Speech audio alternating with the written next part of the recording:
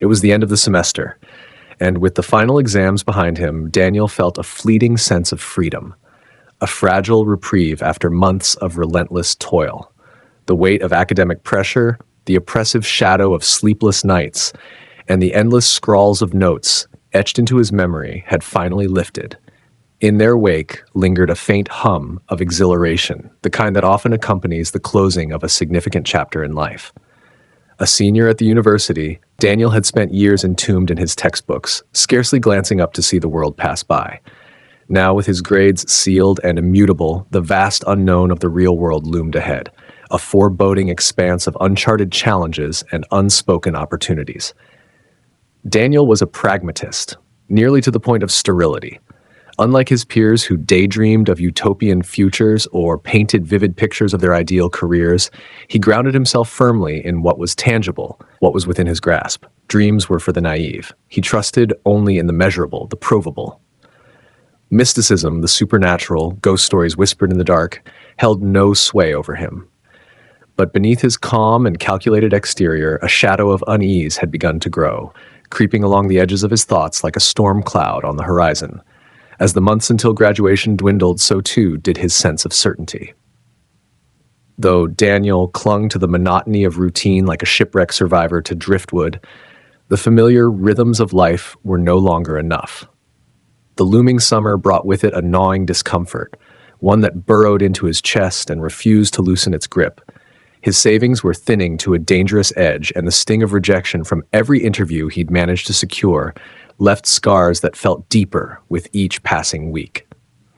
The specter of failure haunted him, its presence heavy and suffocating. Like many others, Daniel had dreamed of more, of a life with meaning, a purpose that extended beyond financial struggle and ceaseless study.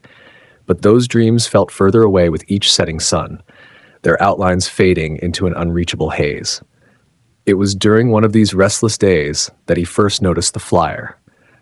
Unassuming yet oddly magnetic, it hung limply on a bulletin board, weathered by time, its edges curled and its ink faintly smeared from countless hands brushing against it. Night caretaker wanted for local cemetery, competitive pay. The words struck him with peculiar resonance, not for their content, but for their sheer absurdity. A job in a cemetery? The thought seemed ridiculous, and yet as the idea settled in his mind, it began to shift, to take shape. The pay was enticing, the hours unconventional, but what truly mattered was that it was something, a chance to break free from the crushing inertia of his current life. That evening, Daniel found himself striding down streets he didn't recognize, his footsteps echoing sharply against the slick, rain-darkened pavement. The chill in the air seemed to deepen with each step, nipping at his skin as the city around him buzzed with its familiar chaos, cars honking, drunken laughter spilling from pub doorways, the faint crackle of neon signs humming in their vigil. But as he ventured farther from the city's vibrant core, the noise began to fade, swallowed by an eerie stillness.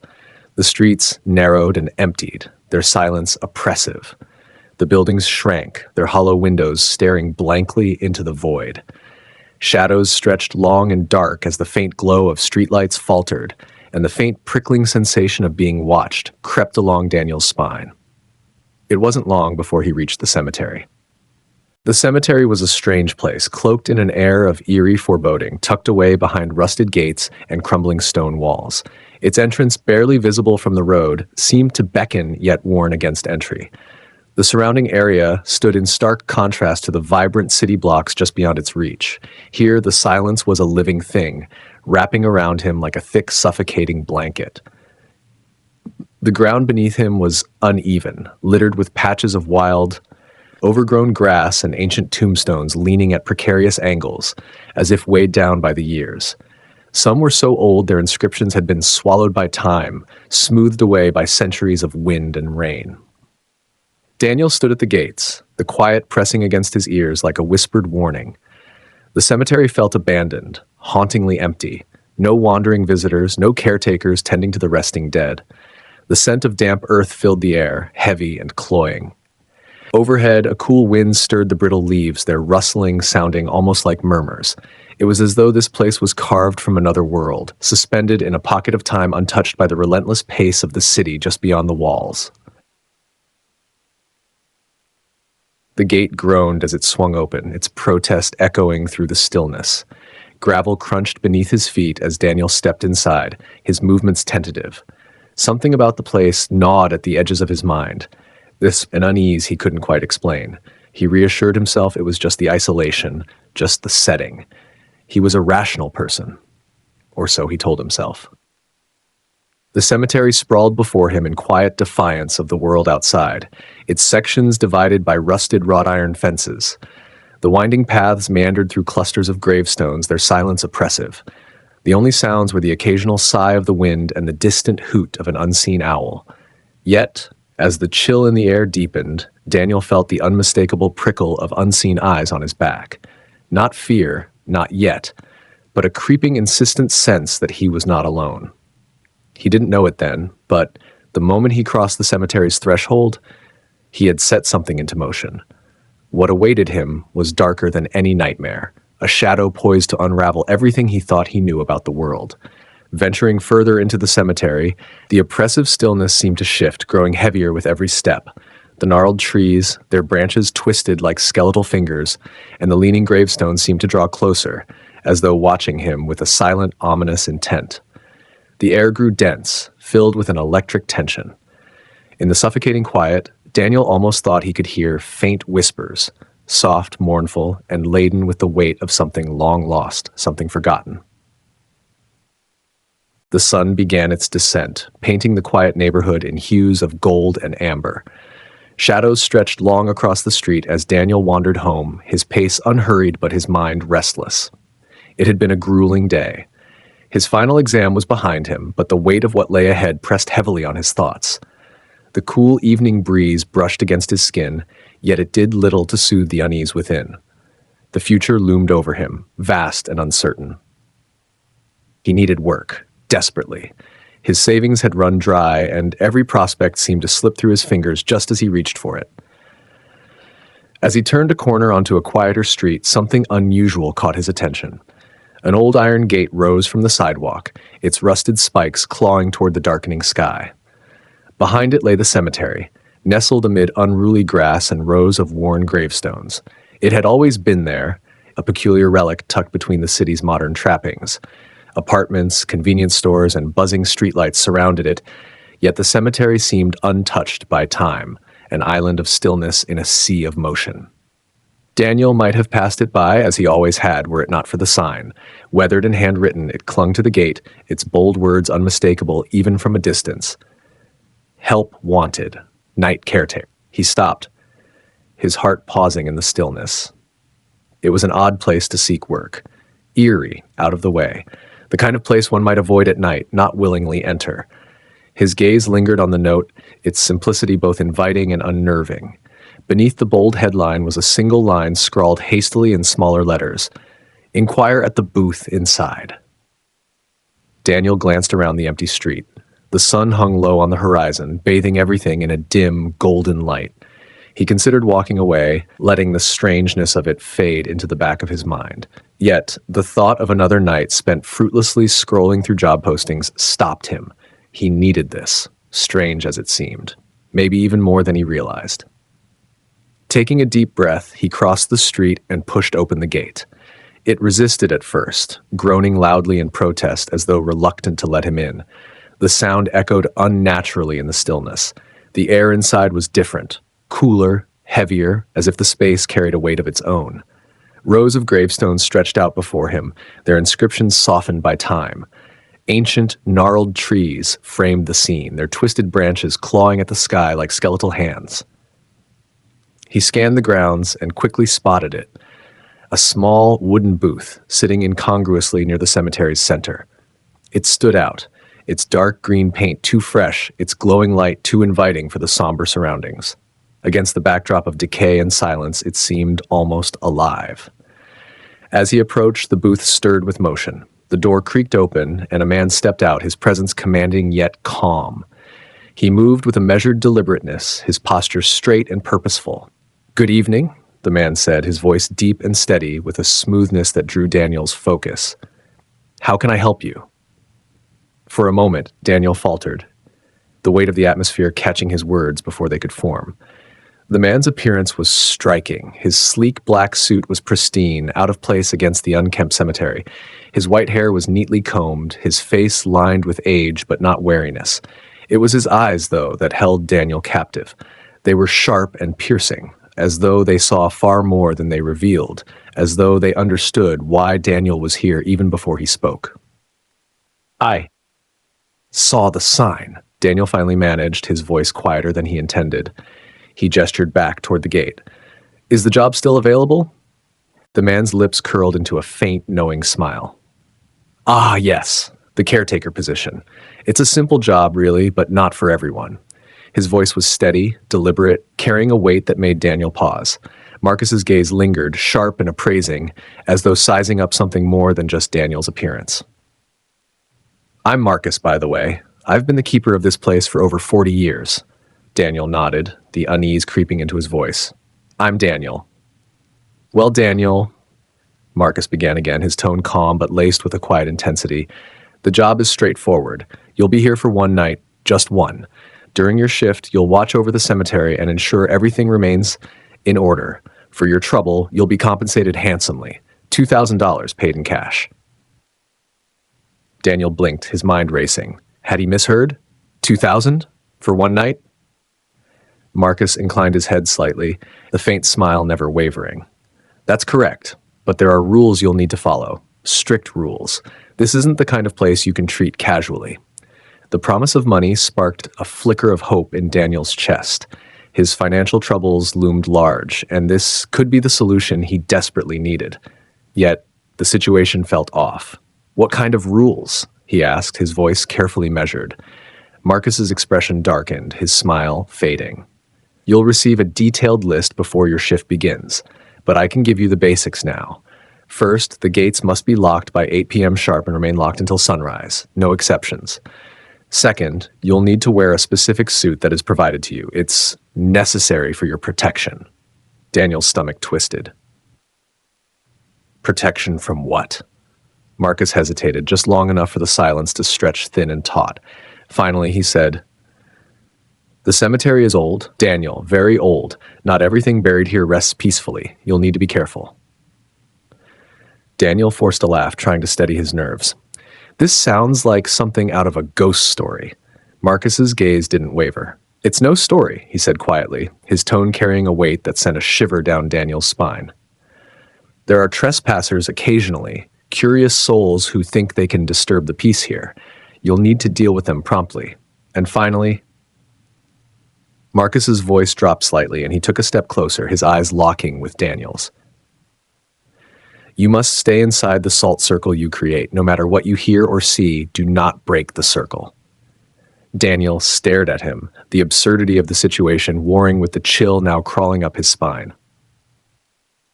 "Salt circle? Are you serious?" Marcus didn't flinch. "I understand your hesitation, but think of it this way. It's one night, a few hours of your time, and all your worries can disappear." His tone softened, a thread of persuasion weaving through his words. From his pocket, he produced a small set of keys and held them out. "The choice is yours." For a long moment, Daniel said nothing. The weight of unpaid bills and mounting responsibilities pressed against his better judgment. His mind raced with doubts, but the promise of relief, of $2,000, was too strong to ignore. Slowly, almost reluctantly, he reached out and took the keys. Marcus nodded in approval. "Good. Be here at 7 p.m. next Friday. I'll have everything prepared for you. And remember, follow the rules."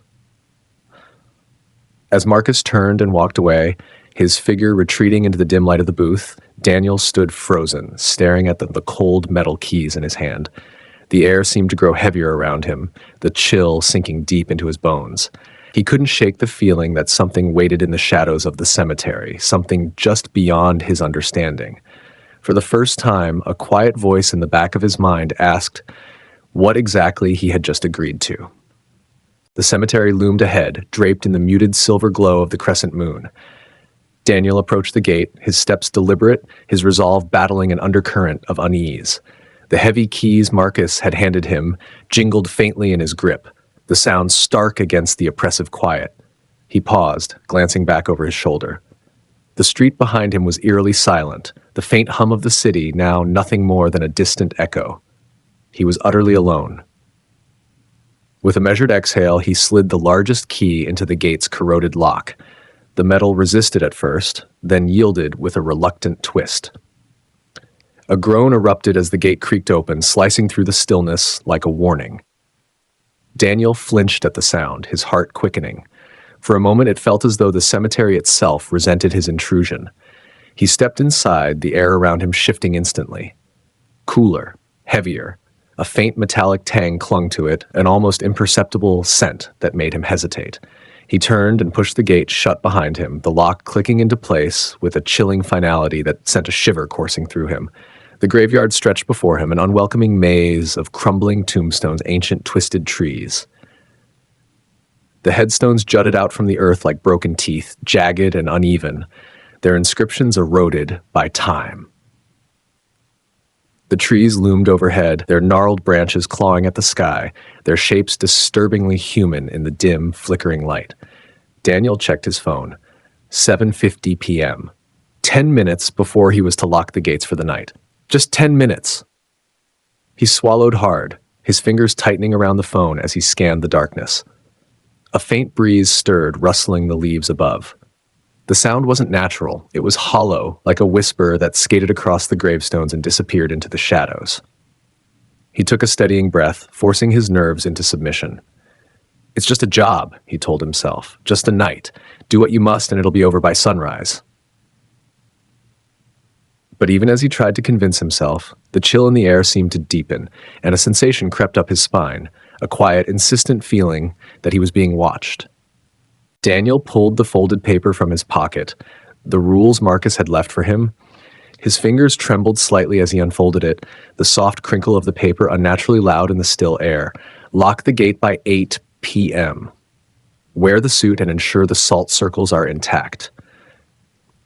Do not leave the salt circle, no matter what you hear or see. The instructions were deceptively simple, but the weight of their meaning pressed heavy against his chest. Each word seemed to linger, its gravity more pronounced now that he stood in the heart of the cemetery. He reached into his backpack and pulled out the suit. It was dark, impeccably tailored, and heavier than it appeared, its fabric cool and smooth, with an almost unnatural density. For a brief moment, Daniel thought he felt a faint vibration beneath his fingertips, a low hum that pulsed through the material. He shook his head, forcing himself to dismiss it as nerves. Quickly, he changed into the suit. It clung to him like a second skin, snug but not constricting, the weight of it oddly comforting. Next, he grabbed the canister of salt. The first circle was straightforward. Daniel poured a thick, steady line around the small security booth near the center of the cemetery, the grains spilling with precision. His hands were steady, at least for now. The second and third circles proved trickier. They surrounded specific gravestones named in Marcus's instructions, and navigating the uneven ground took all of Daniel's focus. His flashlight's beam wavered, casting jagged, flickering shadows that seemed to stretch and twist with a life of their own. Every so often, Daniel stopped mid-step, his breath catching in his chest. The stillness was unnerving, but worse were the faint sounds that seemed to puncture it.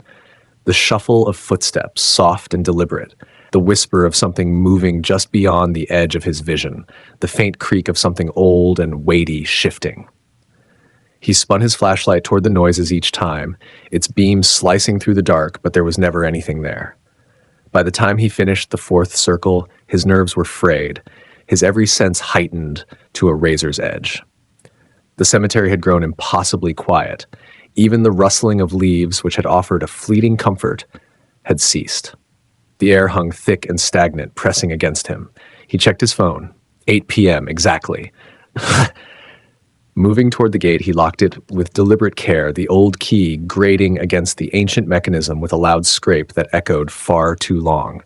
He paused for a moment, letting the metallic click reverberate into silence. And then he heard it. It began faintly, a soft metallic tinkling that drifted on the still air. At first it seemed distant, almost like wind chimes stirred by a light breeze. But there was no breeze. The sound grew louder, more distinct, with an almost musical rhythm that sent a cold shiver crawling up his spine. Daniel froze. every muscle tense. His breath caught in his throat as his ears strained to decipher the source of the sound. It grew closer, the melody becoming sharper, more deliberate, each note ringing out like a subtle warning. His eyes darted across the cemetery, scanning the gravestones and shadows that stretched endlessly before him. But the place was empty, or at least it appeared to be. The tinkling persisted, resonating through the air as if the cemetery itself was singing a quiet, mournful tune. Daniel's grip on the salt canister tightened, his pulse hammering in his ears. The world seemed to close in around him, and for the first time, he felt the weight of something he couldn't see, but could almost sense, a presence lingering just beyond the veil of shadows. Daniel forced himself to move, his steps deliberate, each one echoing faintly against the oppressive stillness. "Stick to the plan," he muttered under his breath, the words as much a plea as a command. "Follow the rules." Yet, no matter how hard he tried, he couldn't shake the unsettling weight pressing down on him, as though unseen eyes tracked his every movement. As he passed one of the towering gargoyle statues, he stopped abruptly. Something about it wasn't right. Its familiar form loomed above him, perched atop its weathered stone pillar, bat-like wings unfurled in menacing symmetry. Its devilish face, locked in a feral snarl, seemed no different than before. And yet, Daniel's breath caught. Was its head tilted? A fraction of an angle, just enough to suggest it was looking at him. He took a step back, his pulse quickening. "You're imagining things," he whispered, his voice thin against the night air. He tore his gaze away, forcing his legs to move again, though each step felt heavier than the last. But the feeling clung to him, that undeniable, suffocating sensation of being watched. The hair on the back of his neck prickled as a shadow flickered at the edge of his vision. He froze, his grip tightening on the flashlight. Spinning on his heel, he swept the beam through the darkness, the pale light cutting jagged paths over gravestones and twisted trees. Nothing. Just as he exhaled, the sound came. Soft, rhythmic, footsteps. He spun again, the flashlight trembling in his hands, its beam flickering over the empty path behind him. The footsteps stopped. His breath hitched, his heartbeat pounding in his ears. "Hello?" The word barely escaped his lips, frail and uncertain, swallowed almost instantly by the thick silence. Nothing replied, nothing stirred. The stillness around him deepened, pressing against his senses, suffocating. Daniel's grip on the flashlight tightened until his knuckles ached. Without daring to look back, he quickened his pace, the gravel crunching loudly underfoot as he headed for the security booth. Each step was deliberate, the distance ahead stretching endlessly. The small sanctuary of the booth felt like a lifeline, yet as he moved, the air behind him seemed to close in, heavy with something unseen, something waiting. Sure, the booth stood as a fragile sanctuary, a solitary island of light in the suffocating blackness of the cemetery. Daniel stepped inside, the door creaking ominously before he locked it behind him. His chest heaved, each breath shallow and uneven as he fought to steady himself. Slowly, he sank into the chair, pulling the crumpled letter from his pocket. The words stared back at him, stark and unyielding, as though they could shield him from whatever waited in the dark. The light above him flickered. Once, twice. A faint buzz accompanied each flicker, the sound crackling in the heavy silence. Then, with a final sputter, it went out, plunging the booth into oppressive darkness. Daniel froze, his breath catching in his throat. His fingers scrambled for the flashlight on the desk, trembling as he clicked it on. The thin beam cut through the shadows, its glow pale and weak. That's when the sound began. The chime of bells. They rang louder this time, sharp and piercing, reverberating as though they hung just above him, their echo filling the small space. Daniel whipped the flashlight toward the booth's small window, the beam trembling as his hands shook. The light fought the darkness outside, barely managing to illuminate the nearest gravestones. And then he saw it. A figure emerged, its movements sharp and unnatural, staggering between the tombstones as though suspended by invisible strings. Its silhouette was crooked, each step jerky and wrong. Daniel's grip on the flashlight tightened as the figure paused. Its head snapped toward him, sudden and unnatural, like the violent crack of a whip. Daniel's heart seized in his chest. He couldn't move, couldn't even breathe as the figure remained motionless, its gaze locked on the booth. Seconds stretched into an agonizing eternity, the silence now heavier than the bell's chime. And then it moved. No. It sprinted. The figure's limbs twisted unnaturally, bending in ways that made Daniel's stomach churn. Its steps were chaotic but terrifyingly fast, each stride devouring the ground between them. Panic surged through him. He stumbled backward, the chair toppling over with a dull crash. His hand caught the edge of the desk, but the flashlight slipped from his grasp, clattering to the floor. The beam spun wildly, casting dizzying shadows that seemed to dance with the figure's approach. When he finally snatched it back up, his breaths coming in ragged gasps, the light settled. The figure was gone. Daniel frantically shone the beam through the window, the flashlight trembling in his grip. The gravestones stood silent and unmoving, their weathered surfaces betraying nothing of what had just passed. Yet the suffocating feeling lingered. He wasn't alone. Something was out there, something that had seen him. He tried to rationalize what he had seen. A trick of the light, a shadow, anything but what it seemed. But the more he tried to reason, the more the minutes betrayed him. The sounds, the unnatural echoes, they grew stranger. Soft laughter drifted through the air, faint yet unmistakable, as though rising from beneath the ground. His eyes darted to the gargoyles perched silently on nearby headstones. They had seemed lifeless before, carved from stone and time. But now they seemed to shift, not boldly but subtly, heads turning in the periphery of his vision, their forms almost vibrating with latent malice. And then the chimes began again. Soft, melodic, haunting. They were joined by a rhythmic thumping, slow and deliberate. Footsteps. The realization hit Daniel like a punch to the chest. They were coming closer. His breath quickened. Desperation set in as he fumbled for the canister of salt. Pouring it in a trembling arc, he redrew the protective circle around the booth. His hands shook so violently that granules spilled over the edge, tiny flecks vanishing into the darkness. Clutching the flashlight like a lifeline, he crouched in the circle's center, his eyes fixed on the suffocating void beyond. The laughter grew louder now, sharper. Whispers followed, slithering from every direction, surrounding him in a chorus of unseen menace. Between the gravestones, shadows twisted and flickered, some darting low to the ground, others tall and lumbering. Daniel's eyes widened as, for an instant, he swore he saw faces within those shadows, faces pale and grotesquely distorted. Their mouths stretched wide in macabre grins, and then, as if cut by an unseen blade, the chimes stopped. The silence was unbearable. It pressed down on him like a weight, heavier than any sound could have been. Even his breath seemed stifled, swallowed by the suffocating quiet. The flashlight flickered, its once strong beam faltering, growing weaker with each passing second. Daniel strained to listen, but heard nothing except the relentless pounding of his own heart. And then it came. A voice, low and guttural, crawling up from the depths of the silence. "You shouldn't have come." Daniel froze, the words reverberating in his chest like a physical blow. The voice was close, too close. Just outside the booth, his flashlight jerked upward, the weak beam slicing through the darkness, searching. But there was nothing there. Nothing except the gargoyle. Its stone face, once turned innocently to the side, now stared directly at him. Its eyes glinted faintly, catching the sparse light with a malevolent shine. His chest tightened. He couldn't look away. And then it moved. The night deepened, and the cemetery's silence grew suffocating. Each passing second stretched longer than the last, the oppressive stillness pressing against Daniel's chest. He sat in the center of his salt circle, gripping the flashlight so tightly his knuckles turned white. The rules pounded in his mind like a mantra. Don't leave the circle, no matter what happens. Yet, even with the barrier of salt encircling him, safety felt like a fragile illusion. His nerves frayed with every whisper of the wind, every faint rustle that seemed to come from nowhere and everywhere at once.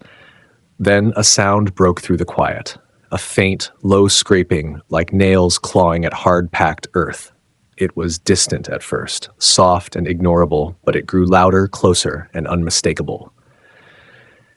Daniel's breath hitched. His trembling hands directed the flashlight toward the source, the beam quivering as it cut through the darkness.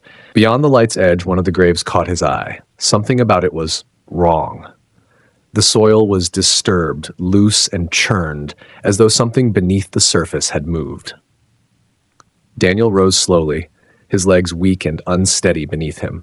The scraping persisted, relentless and unnerving. He swallowed hard, forcing himself to take a step closer, the flashlight's beam inching toward the grave. The earth was freshly shifted, too fresh for such an old burial site. And then he saw it, the jagged edge of a wooden casket, splintered and cracked, pushed partially upward. Something had forced it open from the inside. His pulse thundered in his ears, his breath coming in shallow gasps. Daniel stumbled back, his heel brushing the edge of the salt circle. His entire body screamed at him to move, to run, but fear rooted him in place. The scraping noise ceased abruptly. For a fleeting moment, the silence returned, deeper and more foreboding than before.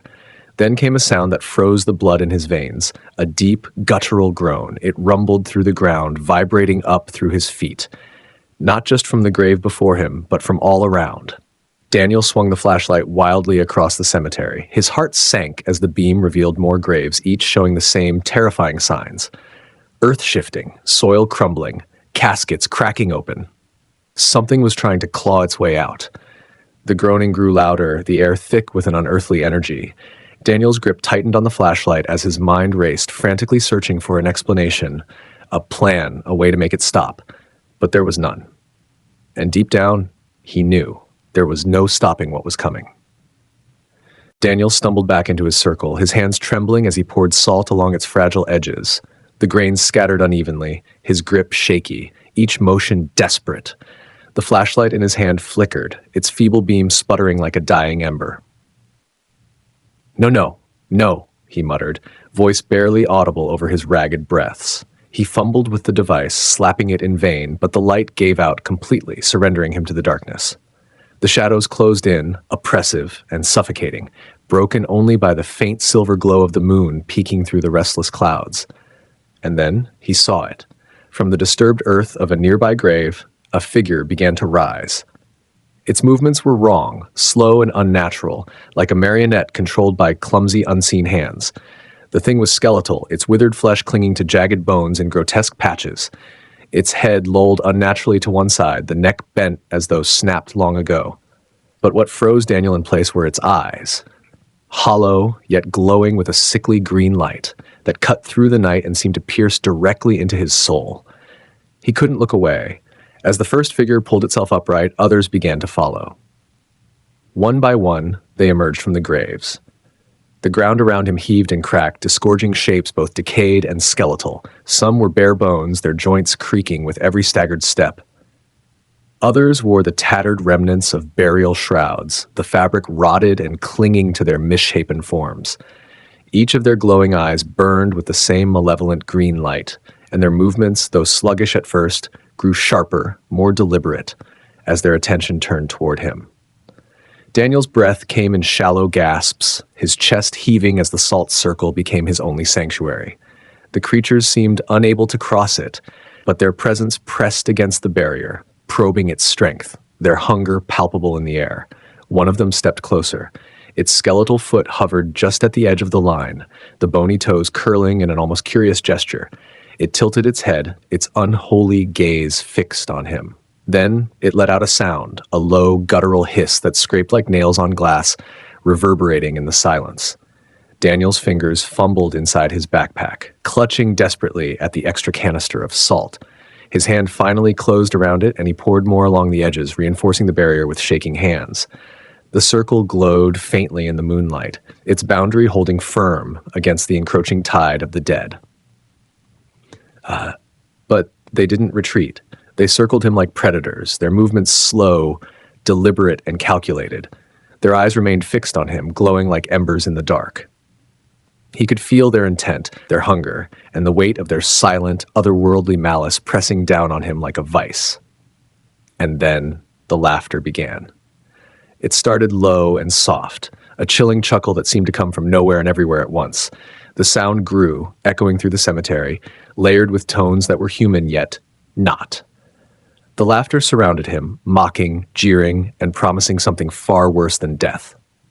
Daniel clutched the flashlight, useless as it was, and pressed himself into the circle's center. His knuckles were white, his heart pounding against his ribs. The figures moved closer, their steps synchronizing with the laughter, their glowing eyes burning brighter. And still the laughter echoed, growing louder with each passing second, until it was all he could hear. The laughter began faintly, almost imperceptible over the relentless pounding of Daniel's heart. At first it sounded harmless, high-pitched, distant, but there was something wrong with it. It twisted and warped like a child's giggle that had been dragged through a nightmare. It echoed unnaturally, coming from nowhere and everywhere at once, a sound untethered to the world around him. Daniel spun wildly, his flashlight slicing through the darkness, desperate to find the source. There was nothing. Only the creatures circling him, their mouths fixed in grotesque stillness, their forms an unsettling blur in the periphery.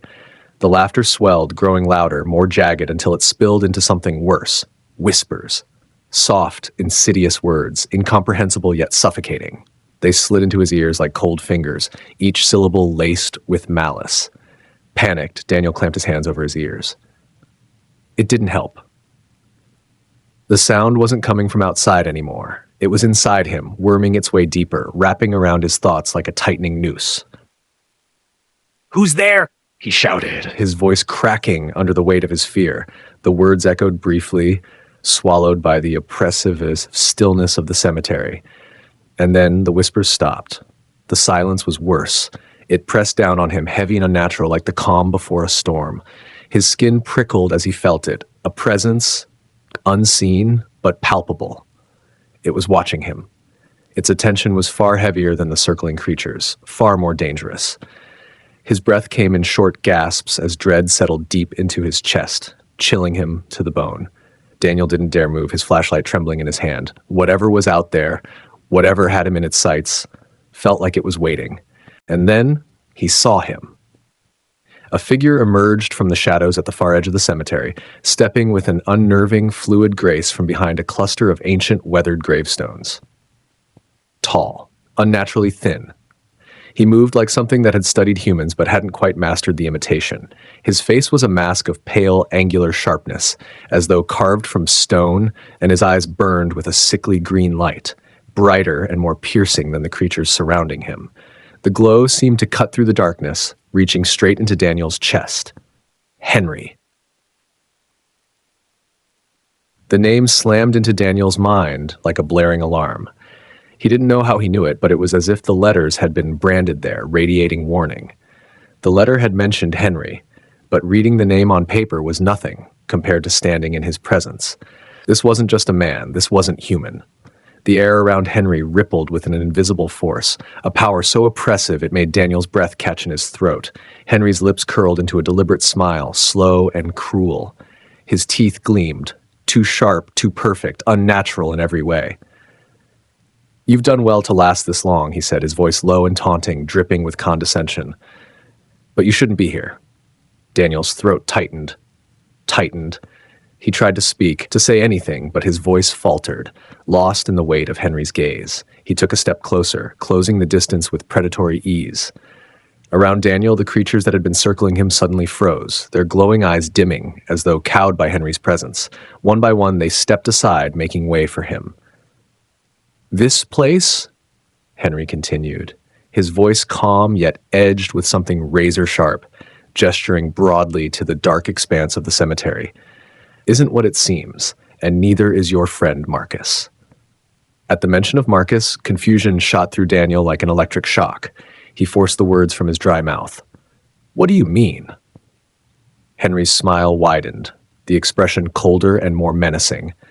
"You think you're here to guard this place, to protect it?" His tone grew sharper, a mocking sneer twisting his words. "No, boy, you're here because Marcus needed a sacrifice." The words struck Daniel like a blow. He staggered under their weight, his mind racing. Sacrifice?" The question came out as a whisper, his voice barely audible over the roaring of blood in his ears.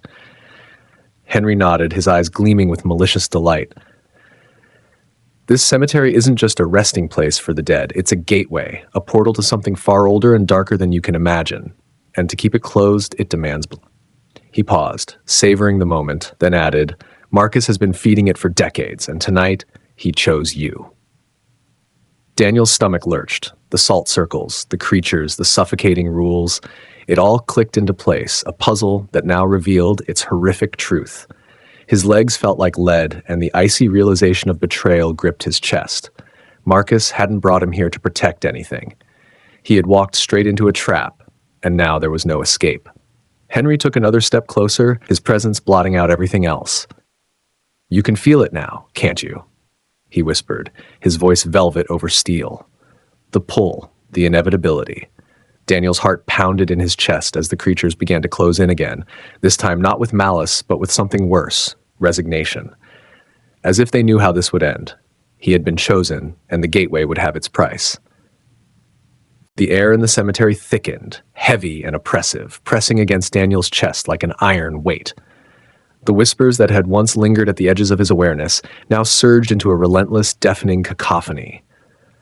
All around him, glowing eyes burned in the darkness, their erratic movements matching the feverish energy of the horde. Yet, it wasn't the mass of undead that paralyzed Daniel in place.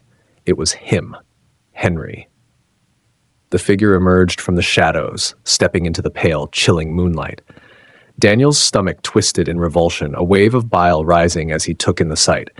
Henry was a grotesque mockery of life, a walking amalgamation of decay and malevolence. His face was a nightmare, the flesh skull-like visage over a skull-like visage where patches of rot gave way to gleaming bone beneath. His twisted grin revealed jagged, sharp teeth, slick with a dark, viscous substance that oozed as he moved. But it wasn't Henry's body that struck the deepest terror into Daniel. It was his eyes, fiery, pulsating orbs that seemed alive, searing into Daniel's very being with every glance. They weren't just looking at him. They were tearing him apart, stripping away every layer of courage and hope. "Welcome to the truth," Henry hissed, his voice carrying a venomous mix of malice and mockery. The sound twisted in Daniel's ears, wrapping around his mind like a vice. Henry moved closer, his limbs bending and twisting with an unnatural fluidity that defied any sense of human anatomy. The creatures around them recoiled slightly, stepping back as if in deference to the towering, grotesque figure. Henry was their master, and his presence alone made them quiver. Daniel's grip tightened on the canister of salt in one hand and the matches in the other. His thoughts churned, frantic and desperate, searching for a way out. The salt lines had been his only defense, but as Henry drew closer, the glow of the barrier dimmed, as though his mere presence sapped its power. "I see it in your eyes," Henry sneered, his twisted grin widening, the fiery light in his gaze flaring. "The fear, the desperation. Do you think you can escape this?" His voice rose, cold and commanding as he gestured toward the horde. The creatures snarled and hissed, their jittery movements betraying their impatience. "You're nothing but a pawn, boy," Henry spat, his voice a chilling echo that reverberated in the cemetery's lifeless air. "You don't belong here." Daniel's breath caught, his heart pounding as his mind wavered between defiance and terror. The weight of Henry's words pressed against him as relentless as the darkness closing in. Yet beneath the fear, a flicker of resolve remained, a single, fragile spark in the face of overwhelming dread. "Marcus told me to come here," Daniel said, his voice trembling but edged with defiance. His body quaked, but his mind scrambled to stall, to find a way out. "He said I was just supposed to guard this place. What is this? What are you?" Henry threw his head back, laughing, a deep, guttural sound that rippled unnaturally through the cemetery, twisting the air around them. "Marcus," he repeated, his tone dripping with venomous contempt. "That old fool, did he play the kind and gentle caretaker for you? Did he smile and promise you safety?" Daniel's chest tightened, the weight of those words squeezing the breath from his lungs. His heart sank as Henry took a step closer, the grin stretching wider across his decayed face, exposing teeth glistening with malice. "Marcus is no more human than I am," Henry continued, his voice carrying an unholy resonance that seemed to vibrate through the ground. "He brought you here not to guard this place, but to feed it." Daniel shook his head, his voice rising despite the terror clawing at his throat. "What are you talking about?" The words felt hollow as they left his lips, a desperate attempt to push back the inevitable truth already forming in the pit of his stomach. Henry's fiery eyes burned brighter, and with a slow, deliberate motion, he swept his arm across the expanse of the cemetery. "This place isn't just for the dead. It's a gateway, a rope between this world and the darkness beyond.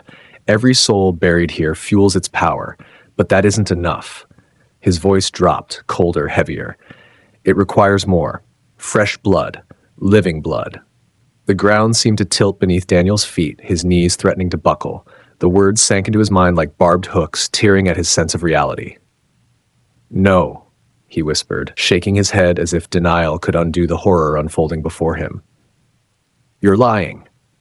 Henry's laughter returned, sharper this time, more monstrous, a sound that echoed with glee and cruelty. "Why do you think Marcus pays so well? Why do you think no one ever returns after a single night?" His voice grew louder, each word a hammer blow to Daniel's crumbling defenses. "He needs sacrifices to keep the gateway closed, and to keep me alive." Henry paused, his glowing eyes narrowing as he leaned forward, his decayed face inches from Daniel's. His voice dropped to a whisper, sharp and venomous.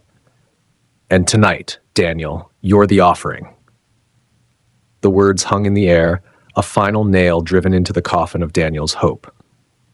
The cemetery seemed to close in around him, the weight of the darkness pressing against his chest. He staggered back, the canister of salt slipping slightly in his trembling hand, but there was no time for shock or disbelief now. The truth was undeniable. This was life or death, and the night had only just begun. Daniel's survival instincts roared to life, cutting through the suffocating terror threatening to freeze him in place. "I'm not going to die here," he growled, his voice low and defiant as his grip tightened around the salt canister. With quick, deliberate movements, he poured a fresh line around his circle, the faint glow of the salt intensifying as it solidified the barrier. For the first time, Henry's twisted grin faltered. It was subtle, a flicker of something unspoken in his fiery eyes, but Daniel saw it, and in that instant, he knew he had a chance. "You think that will stop me?" Henry snarled, his voice dripping with contempt and a simmering rage. "Do you have any idea what I am? What I'm capable of?" "I don't need to know," Daniel shot back, his voice steady despite the hammering of his heart. "I just need to survive." Henry lunged, his grotesque form moving with a speed that defied logic. His elongated limbs stretched unnaturally, his burning eyes locked onto Daniel like a predator closing in on its prey. Daniel's hands moved faster. Striking a match, he flung it toward the ground just outside the circle. The salt line erupted into flame, a blinding flash of light that tore through the darkness. Henry recoiled with a furious shriek, his form twisting violently as he shielded his blazing eyes. Around him, the creatures scattered in all directions, their shrieks and snarls blending into the chaos. Seizing the fleeting moment of distraction, Daniel bolted, his legs propelling him toward the distant security booth. The salt circles had held so far, but it wouldn't last. Henry was something more, something stronger. He needed another plan, something to end this nightmare once and for all. The booth loomed ahead, a faint beacon of hope in the madness. As Daniel slammed inside, his eyes darted to the large wooden cabinet Marcus had mentioned. It was locked, but his shaking hands fumbled with the keyring until one slid into place. The lock clicked, and the cabinet door creaked open. What Daniel found inside made his blood run cold. Rows of ritual tools lay arranged in unnerving precision. Ceremonial knives, worn talismans, and jars filled with substances he couldn't begin to identify. But his gaze stopped on the most horrifying object of all, a book bound in what looked disturbingly like human skin. At the back of the cabinet, partially hidden behind the grotesque collection, was a small, ornate dagger. Its blade gleamed faintly, etched with glowing runes that pulsed with an otherworldly light. He didn't have time to question it. Daniel's hand closed around the dagger, its cool weight grounding him for a split second. Then he turned. Henry was there, just outside the booth. His fiery eyes blazed with pure hatred, and his grotesque form seemed to ripple with fury. "You can't run, boy," Henry hissed, his voice low and venomous, the words reverberating like a dark promise. "This place will swallow you whole." Daniel gripped the dagger tighter, the glowing runes reflecting in his wide, terrified eyes. Whatever this thing was, whatever Marcus had left behind, it was the only weapon he had, and he was out of time. Daniel stepped into the night, the dagger gripped tightly in his trembling hand. His voice cut through the stillness, steadier than the chaos surging inside him. "I'm not running," he declared, his words sharp with defiance. Henry tilted his head, his burning eyes alight with dark amusement. "Brave," he drawled, his voice dripping with mockery, "but foolish." Around him the creatures stirred, emboldened by their master's presence. Their grotesque forms slithered and shuffled closer, their snarls filling the air. Daniel took a step back, his heart hammering, but he didn't falter. With a sharp motion, he slashed the dagger through the air. The runes carved along the blade ignited, flaring to life in a blinding burst of light. The glow seared into the darkness, sending the creatures into a screeching retreat. Their forms twisted and writhed, desperate to escape the dagger's touch. Even Henry paused, his fiery eyes narrowing as the light reflected off his decayed visage. "Where did you get that?" Henry's voice, steady until now, cracked with unease. Daniel's breath came quick, his mind racing even as the realization dawned. "From Marcus's collection," he answered, the words tasting like truth as they left his mouth. "He's been using this to control you, hasn't he? To keep you tied to this place." Henry's expression darkened, his face twisting into a snarl. "Control me?" he spat, his voice echoing with disdain. "That pathetic worm couldn't control a shadow. He serves me, as do all who walk these grounds." His voice grew deeper, more guttural, reverberating with raw power as he stepped closer. "Then why are you afraid of this?" Daniel shot back, his voice rising to meet Henry's fury. He lifted the glowing dagger higher, its searing light cutting through the oppressive darkness. "If you're so powerful, why not come closer?" For the briefest of moments, Henry hesitated. The creatures faltered, their snarls softening to uncertain growls. The tension in the air thickened, vibrating with unspoken truths, and Daniel knew. The dagger wasn't just a weapon. It was something more, a symbol of power, a key to undoing whatever unholy force bound Henry to this place. Henry's hesitation was all the confirmation Daniel needed. The momentary crack in his adversary's confidence fueled his resolve, the weight of his fear giving way to a sharpened determination. The battle was far from over, but Daniel now held more than a weapon. He held the truth, and that might just be enough. Before Daniel could press his advantage, a slow, deliberate clap echoed through the stillness of the cemetery. The sound cut through the chaos like a knife, its mocking rhythm sending a chill down his spine. From the shadows emerged Marcus, his black suit immaculate, every detail of his appearance unnervingly precise. His face, once warm and inviting, now carried a cold detachment that drained any illusion of humanity. "Well done, Daniel," Marcus said, his voice smooth, unhurried. Yet beneath its calm surface lurked an edge of menace, each word sharpened to a point. "I knew you'd figure it out." Daniel's breath hitched, disbelief tightening his chest. "You." His voice cracked under the weight of betrayal. "You set this up. You brought me here to die." Marcus tilted his head in a gesture of feigned indifference, his shoulders rising in a careless shrug. "It's nothing personal," he replied, his tone devoid of remorse. "Sacrifices must be made. Henry and I, we have an arrangement." At this, Henry's blazing eyes snapped toward Marcus, their fiery glow flaring with sudden intensity. "You dare speak of our arrangement?" he snarled, his voice an echoing growl that seemed to shake the very ground beneath them. "You're as much a pawn as he is." Marcus's expression remained unshaken, his calm unbroken. "Perhaps," he conceded, his tone steady, calculated. "But unlike Daniel, I know how to play the game." The words struck Daniel like a hammer blow, his pulse pounding in his ears. His anger surged, a volatile mix of rage and desperation spilling out. "You're both monsters," he spat, the venom in his voice cutting through the growing tension.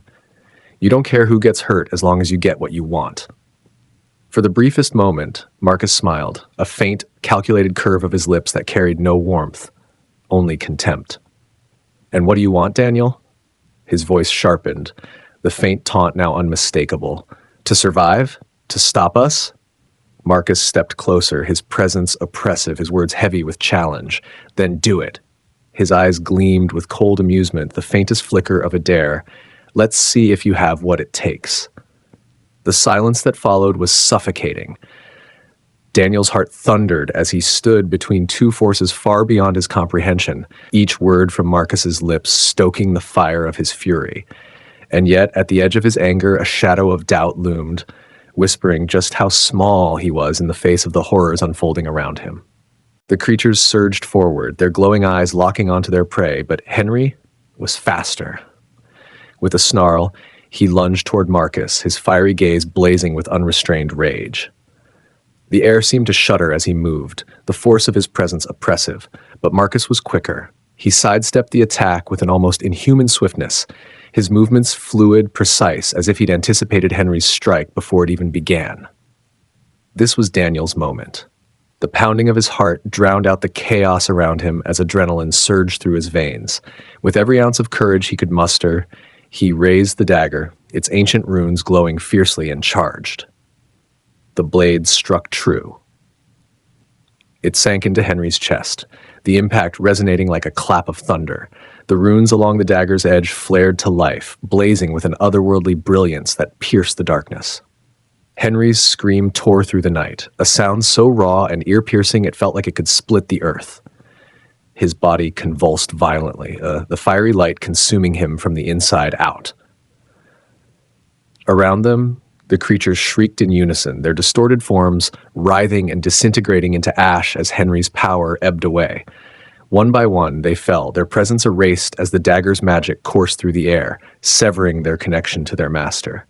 And then, silence. Marcus stood still, his face unreadable, his eyes fixed on Henry. The once mighty figure shuddered, his form collapsing inward as the last remnants of his essence crumbled into dust. The oppressive weight that had hung over the cemetery dissipated, leaving only the faint rustle of wind through the trees. Daniel turned toward Marcus, his chest heaving, the dagger trembling in his hand. "It's over," he said, his voice shaky, raw with exhaustion and disbelief. Marcus chuckled softly, the sound low and unsettling. "For now, perhaps," he replied, his tone calm yet edged with an ominous certainty. "But you've only scratched the surface." Before Daniel could speak, before he could even process the words, Marcus began to fade. His form dissolved into the shadows, melting seamlessly into the night as if he had never been there at all. Daniel was left standing in the cemetery, alone. The dagger still glowed faintly in his hand, a reminder of what had just transpired. Around him, the stillness was almost unbearable, the silence broken only by the faint echo of Marcus's parting words, chilling and foreboding. Daniel stood alone in the cemetery, the weight of the night pressing down on him like a crushing tide. The adrenaline that had kept him upright drained away, leaving his legs unsteady and his breath shallow. The dagger slipped from his trembling hands, clattering to the ground, its sharp edge dulled by the horrors it had faced. His fingers twitched uncontrollably, the echoes of fear and desperation still coursing through his veins. The first rays of dawn pierced through the horizon, fragile but unyielding, their golden light spilling across the gravestones like a quiet reprieve. The once ominous shadows retreated, shrinking into the cracks and crevices as if fleeing the purity of the sun. For a moment, Daniel stood motionless, bathed in the glow, his chest heaving with the effort of simply existing. He staggered toward the gate, each step an act of willpower, his body screaming for rest. The old, rusted lock resisted his shaking hands, but with the last reserves of his strength, it clicked open. The gate groaned as it swung wide, and as Daniel crossed the threshold, a sudden lightness washed over him. The oppressive weight of the cemetery's air seemed to lift, the malevolent force retreating, but it left behind something far heavier, a mark on his soul. He didn't look back. The memories of the night clung to him, vivid and raw, seared into his mind. He could still hear the whispers, the laughter, the sound of his own heartbeat pounding in his ears. As he walked away, the sun climbed higher, warming his face, but it couldn't reach the chill buried deep inside him. He knew, with an unshakable certainty, that the darkness of the cemetery would follow him, not in shadows, but in the quiet moments, in the silence where his thoughts would wander. The cemetery was behind him now, but its horrors would haunt him forever. The first rays of sunlight crept over the horizon, casting the cemetery in an almost ethereal golden glow. To anyone else, it might have seemed tranquil, rows of weathered gravestones bathed in the gentle light of dawn, a picture of solemn peace. But for Daniel, it was a battlefield. The silence held no solace. The silence held no solace only. He had survived, but just barely. His legs felt like lead. Each step toward the gate, a monumental effort. The burn in his muscles and the ache in his chest blurred together as he struggled to breathe, each ragged inhale fighting against the oppressive weight that still lingered in the air. His hands, slick with sweat and trembling uncontrollably, fumbled with the key. The metallic scrape of the lock cutting through the stillness was deafening, jarring, a sound that felt far too final. The gate groaned as it swung open, its rusted hinges protesting his escape. With a last, desperate push, Daniel stepped onto the sidewalk, leaving the cemetery behind. He didn't look back. He couldn't. Closing the gate was a luxury he couldn't afford, not when the thought of facing that place, even for a second more, made his stomach twist. The street was still. The city, bathed in the soft light of early morning, was only just beginning to stir. Cars sat motionless, windows glinting in the sun, and the distant hum of waking life was faint and indifferent, oblivious. The world had no idea what Daniel had faced, what he had fought to escape. His heart thundered in his chest as he forced his feet to keep moving, each step a silent plea to outrun the horrors behind him. But the weight didn't lift. The chill clung to him, wrapping around his body like an invisible shroud. Even as the sun rose higher, casting warmth onto his skin, it couldn't touch the icy dread that lingered deep within. He could feel it, in the back of his mind, pressing against him, a sense of being followed, of unseen eyes locked onto his every movement. His head turned sharply, his breath catching as he glanced over his shoulder. He expected to see Henry's glowing, furious eyes, or the cold, knowing smile of Marcus standing just beyond the gate. But there was nothing. And yet, the absence of anything at all was somehow worse. Daniel quickened his pace, the sidewalk blurring beneath his feet. The city around him began to stir, waking from its slumber. But for him, the night would never truly end. The horrors he had left behind might have been out of sight, but they would never be out of reach. The darkness of the cemetery, the weight of its whispers, the chill of its air, they had marked him, etched themselves into his very being. No matter how far he walked, no matter how bright the sun shone, he knew they would follow.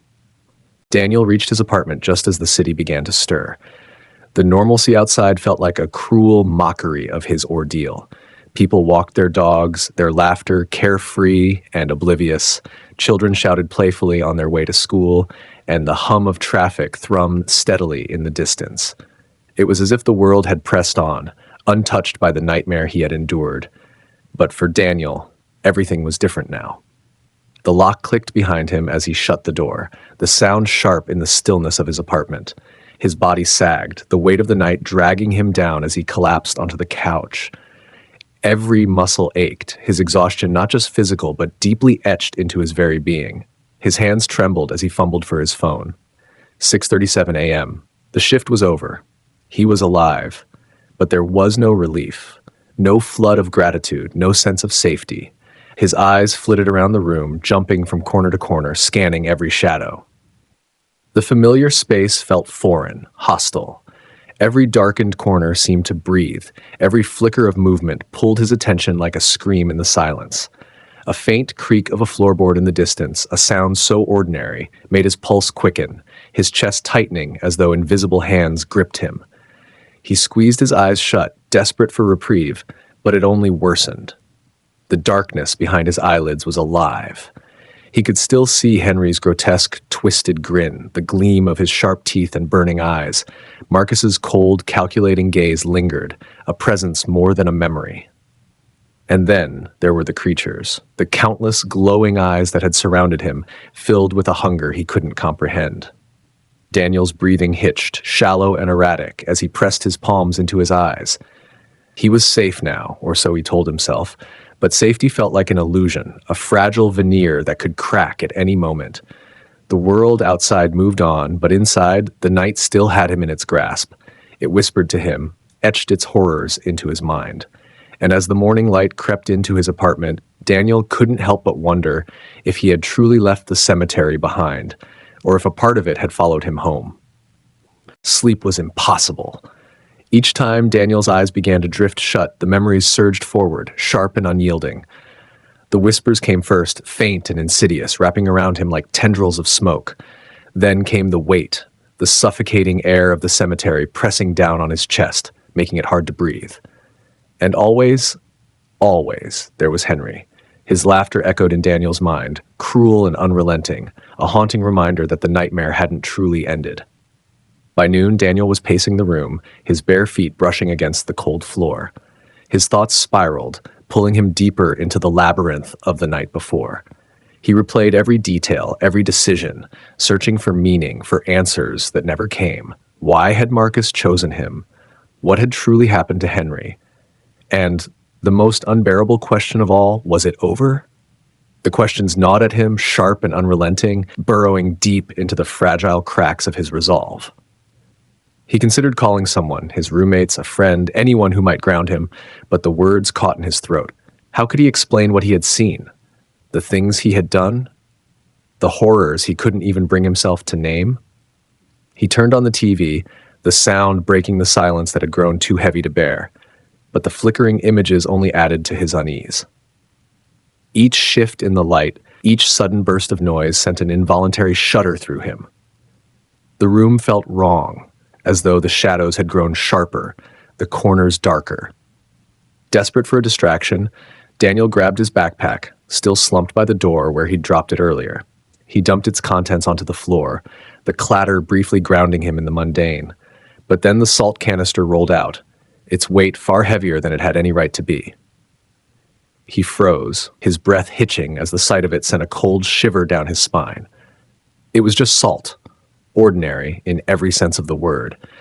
But in his hands, it was a grim reminder of the night he had barely survived. The air in the room grew colder as he stared at it, the memories clawing their way back to the surface. He couldn't shake the feeling that the nightmare wasn't over, that somewhere in the edges of the quiet afternoon, the cemetery was still waiting for him.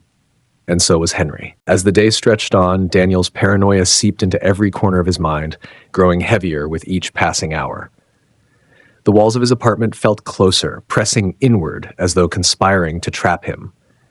He avoided the windows, avoided the mirrors, anything that might betray a reflection of something that shouldn't be there. But avoidance offered no solace. Every time his eyes fluttered closed, the cemetery was waiting for him, its haunting whispers, its suffocating air, vivid and unrelenting. He repeated the same mantra over and over, as though the words alone might save him. It's over. He had followed the rules. He had survived. But deep within the hollow of his chest, he knew that wasn't true. The cemetery hadn't let him go completely. There was a mark on him now, something unseen yet inescapable, a weight that clung to him like a shadow, dragging pieces of that place into his reality. As the evening wore on and the sun dipped below the horizon, unease turned to outright dread. Daniel lit every light in the apartment, filling the space with artificial brightness, but it wasn't enough. The shadows seemed to defy the light, creeping toward him, bending and stretching like silent predators.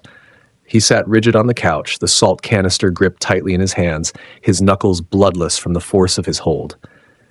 The silence was deafening, pressing against his ears like a scream just out of reach.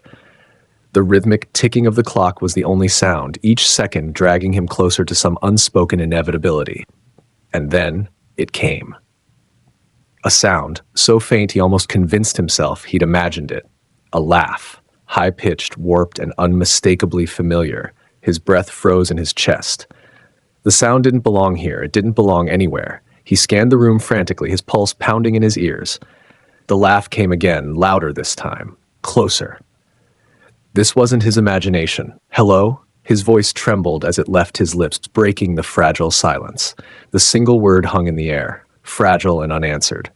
But the air around him shifted, the faint laugh lingering like a thread tugging at the edges of his sanity.